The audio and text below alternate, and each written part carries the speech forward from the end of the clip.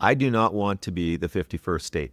No. I am a proud Canadian. I like the differences between the two countries. I like the U.S., by the way, visit there regularly, so I don't have any animosity towards the U.S. Not thrilled at the recent behavior on the high end, but in general, I've got great relationships with U.S. friends, but I don't want to be the 51st state. I find 80, 90, 95% of my friends and colleagues don't either. I think some younger people are more open-minded to it because they're frustrated. They're frustrated with how difficult it is to buy a home.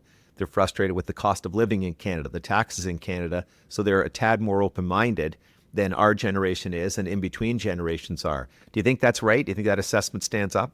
Yeah, I think you're 100% right. I think we have done a very bad job of instilling patriotism in our children. And so I said to you earlier that my dad taught me to be proud, That's right. to be grateful that I'm Canadian. And I think I tried to talk about that with my kids, but I think the next generation after my kids, because my kids are adults now, is lacking any sense of connection to the country.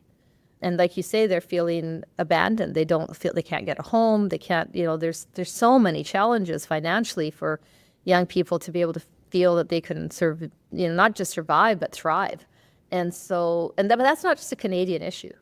No, it's not. You're seeing in Australia, you're seeing in a lot of the Western nations, pockets in the U.S., pockets are not that way. But no, you're right. It's not just a Canadian issue, but it's certainly exacerbated here when you look at the debt relative to disposable income, et cetera. I mean, I've said repeatedly during other podcast episodes that we are battling a situation where without help from parents, you probably can't buy a home in most geographical spots. Well, that's unfair. That's not good for any of us.